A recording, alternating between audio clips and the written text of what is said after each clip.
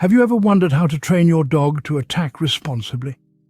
A question that might seem contradictory at first, but let's delve deeper. It's not about teaching your furry friend to become aggressive, but rather about instilling discipline, self-control, and protection skills.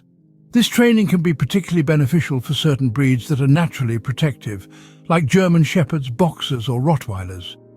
These breeds are often utilized in roles such as police, military, or personal protection dogs, due to their innate ability to learn and adapt to attack training. However, it's crucial to remember that this kind of training isn't about turning your dog into a weapon, but rather about enhancing their natural protective instincts and teaching them to use these instincts appropriately. Training a dog to attack is not about promoting aggression, but about control and discipline. So, let's embark on this journey of understanding and training together. Before you start attack training, your dog should have basic obedience training. Obedience is the cornerstone of all dog training. It's the foundation upon which everything else is built. It's all about teaching your furry friend the basic etiquette of being a good companion and a responsible member of your household. Let's delve a little deeper into this. You see, obedience training is not just about teaching your dog to sit, stay, or leave it. It's about establishing communication, trust, and respect with your canine buddy. It's about teaching them to understand and respond to your commands, making them more manageable and less likely to get into trouble. Now you may wonder, how does obedience training relate to attack training? Well, it's quite simple. A well-trained dog is a disciplined dog, and a disciplined dog is easier to train for specific tasks, such as attack training. Imagine trying to train a dog to attack on command, but they can't even sit or stay on command.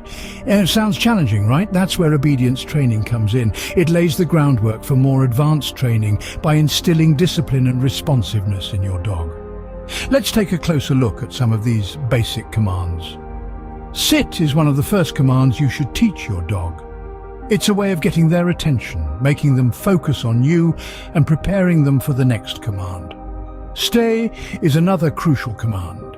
It teaches your dog to remain calm and stationary until you give them the go-ahead. This command is particularly useful in attack training as it helps you maintain control over your dog's actions. Lastly, leave it is an essential command for teaching your dog to let go of things, which is crucial in attack training. It ensures that your dog will release its grip on command, preventing unnecessary harm. In conclusion, obedience training is not just a luxury, it's a necessity. It's the first step in ensuring that your dog will be a reliable, disciplined, and controlled protector. Remember, obedience is the foundation of all training, including attack training. Bite training is an essential part of attack training.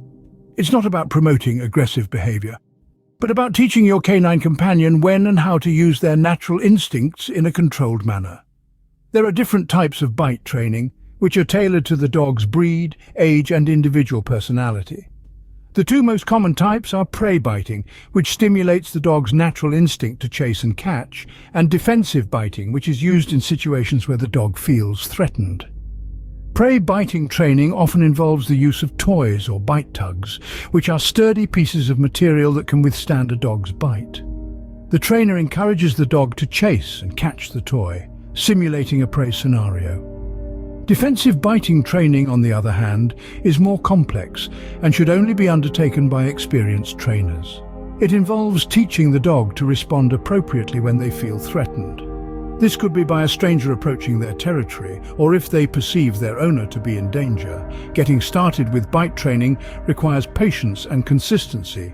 It's important to always use bite training tools like bite sleeves or bite suits, which protect the trainer and provide a safe outlet for the dog's bite. Remember, bite training is about control, not about encouraging your dog to bite anyone and anything. It's about teaching your dog when it's appropriate to use their natural instincts and how to do so in a controlled manner. Now let's talk about the attack command. This command is essentially a cue that triggers your dog's attack behavior. It's crucial that this command is unique and not a part of your everyday conversation. You wouldn't want your dog leaping into action every time you use a common phrase or word, would you? So, how to go about it? Start by choosing a specific word or phrase. It could be anything from attack to guard, or something completely out of the box like blue dragon. Once you've chosen your command, it's time to associate it with the attack behavior. Begin by saying the command in a firm, assertive tone while engaging your dog in bite training. Remember, the aim is to get your dog to associate the command with the action. It's important to use the command only when you want your dog to attack, not as a general call to action. Reinforcement is key in this process. Reward your dog immediately after they successfully respond to the command. This could be with a treat, a toy, or even just loads of praise. This positive reinforcement helps your dog understand that responding to the command leads to good things. Patience is paramount. It might take a while for your dog to fully grasp the command, but with consistency and positive reinforcement, your dog will eventually get it. The right command, given in the right way, can be a powerful tool in your training arsenal. It's important to have control over your dog's aggression.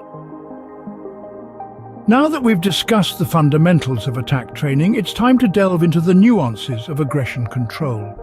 This is crucial in ensuring that your dog's newly developed skills are used responsibly and safely. So, how do we go about this? First and foremost, by establishing a firm stop command. This command should halt your dog's attack immediately, regardless of the circumstances. This could be something as simple as stop or no, but it needs to be clear, distinct, and consistently used. Remember, consistency is key in dog training. Next, we need to ensure that our dogs understand the distinction between appropriate and inappropriate times to display aggression. This is achieved through regular structured training sessions where the dog is exposed to different scenarios. During these sessions, reward your dog for responding correctly to the stop command and for showing restraint in situations where aggression is not warranted. Lastly, it's vital to understand that aggression control is not about curbing your dog's natural instincts. Instead, it's about teaching them to use these instincts in a controlled, beneficial manner. It's about training them to switch from a relaxed state to an alert state and back again on your command. In conclusion, remember that controlled aggression is key. Your dog should be able to switch from a relaxed state to an alert state and back again on command. Protection training is another important aspect of attack training. While attack training focuses on teaching a dog how to engage a threat, protection training serves a different purpose. It's all about teaching your canine companion how to guard you, your loved ones, and your property with a keen sense of alertness and restraint. So, how do you train your dog to protect? It begins with basic obedience training, which we've covered in a previous segment. Your dog must first learn to respond to your commands promptly and consistently. Once this foundation is established, you can introduce specific commands such as watch, guard, or protect. It's crucial to differentiate between attack and protection training. An attack dog is trained to respond aggressively on command or when a threat is perceived. A protection dog, on the other hand, is trained to deter a threat through non-aggressive means, such as barking or standing between the owner and the potential threat. Another integral part of protection training is socialization.